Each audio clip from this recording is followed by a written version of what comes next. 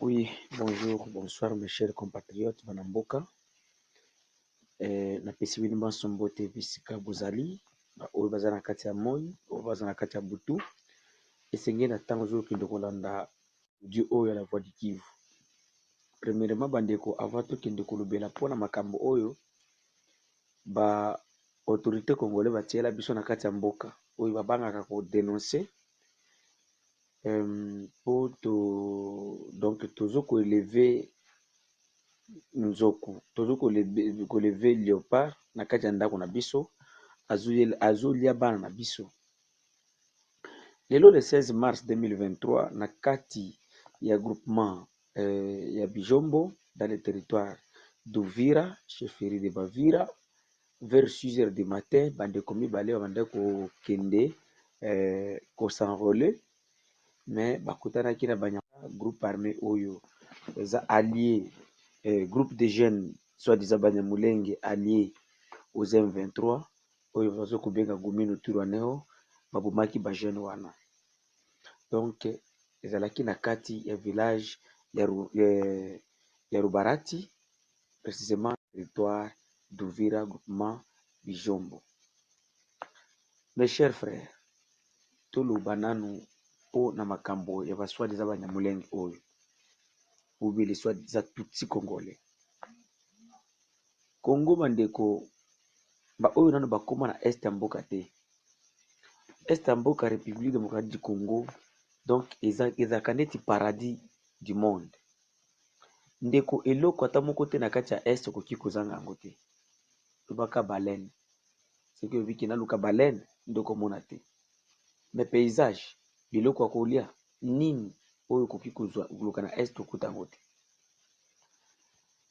Mais comme ils veulent nous imposer une guerre et nous les Congolais avec imbécilité tous en ango, pour le moment mes frères, je peux vous dire que nous sommes des imbéciles. Et puis nous n'avons pas des intellectuels dans ce pays. Parce que tout celui qu'on croyait qu'il est professeur, docteur, ceux qui a l'équipe de vac micro, maloba koloba, ezaka potopoto na kata monoko nae. Et à la soi-disant radio-télévision nationale congolaise, wanande nyei. Pourquoi dans le Biboy?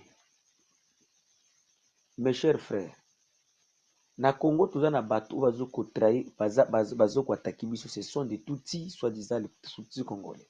Et ces Tutsis là ils ont pris un nom de mot de passe comme les soi-disant Banyamulenge.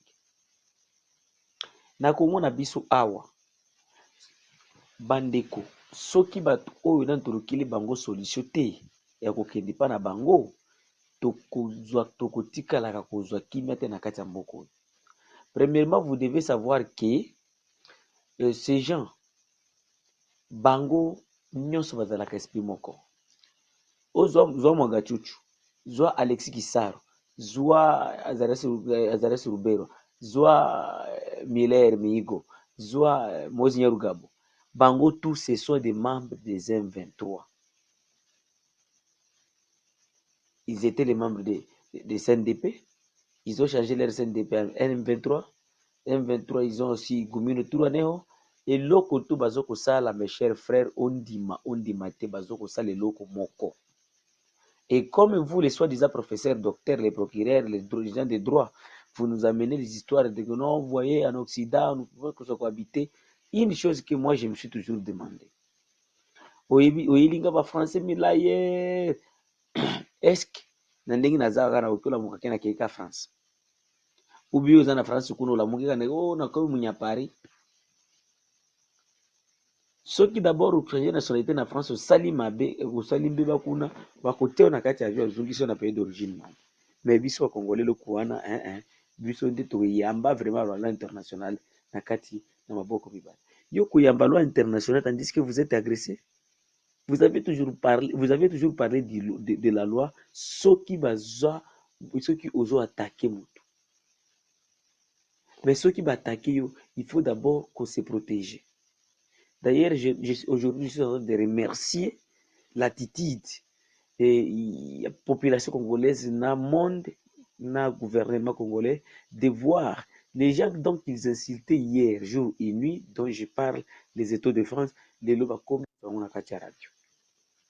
Et c'est pourquoi, avant de condamner quelqu'un, vous devez d'abord savoir pourquoi ce monsieur il s'est rébellé.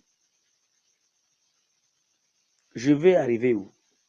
J'aimerais dire sur les soi-disant dialogues que les M23 sont en train de demander aujourd'hui.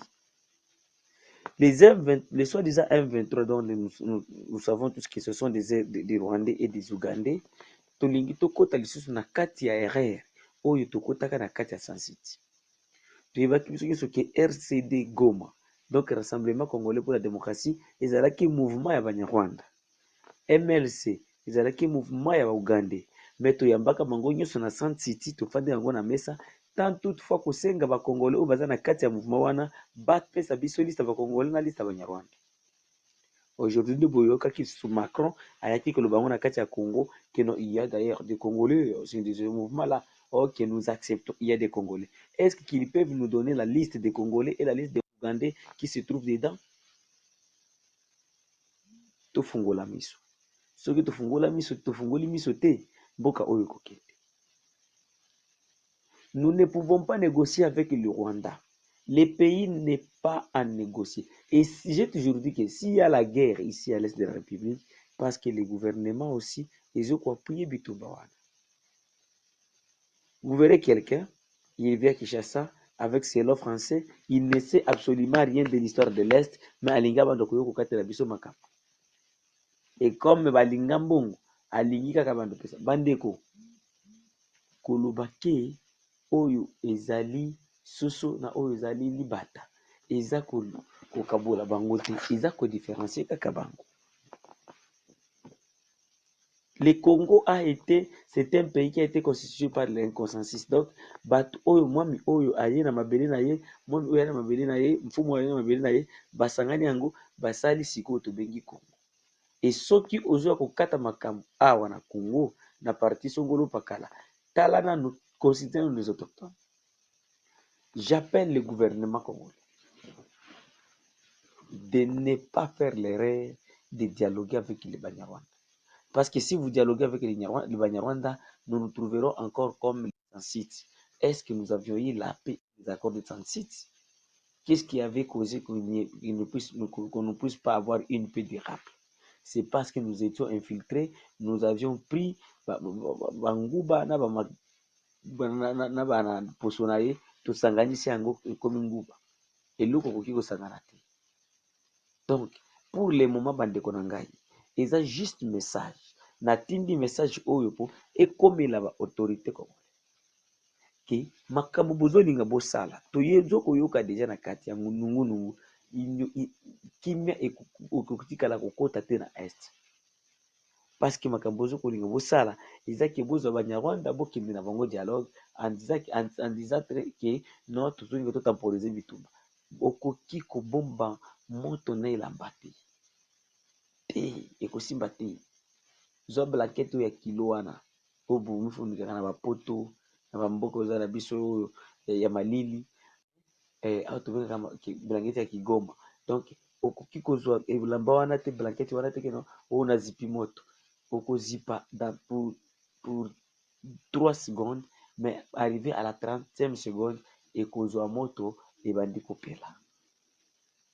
Et c'est pourquoi j'appelle toute la population tout recourir à la résistance. Nous devons résister parce qu'il y a un plan, un sale besoin plan oyo salama contre nous les Congolais. Makambo ya dialogue oyo se préparer bandeko tokota biso nyonso na balabala. S'il s'agit d'aider bana biso autodéfense to aider bango mais aventurier oyo ya Belgique na France oyo bayaki kokonza biso bakotisa biso na kati ya RR ya sensitivité tokufa mibale bakotonga mboka. Eza bino la voix de Kivu, la voix de Sangwa, numéro de ce téléphone est plus 43 85 88 08330. Email c'est la voix de Kivu 45@gmail.com. Tobosana te ko aider ba autodéfense na biso luka moto na moto luka nzela na ye pour a aider ba autodéfense mai oyo bazo kundela mboka na biso awa na kati ya est ya mboka po résistance ekendeli boso. La voix de Kivu biso toza wana mpona na mongongo ekende liboso eyokana boyoka nini ezokoleka na kati ya este ya mboka. Kobosana te keno lelo baétranger toza na bango banyarwanda bazokontinue toujours koboma bato na kati ya bavillage na biso na kati ya province ya Sud Kivu. Esali biso mitema pasi, tokobosana yango te, mais un jour ils vont rentrer chez eux. J'appelle toute la population de se mobiliser. Merci.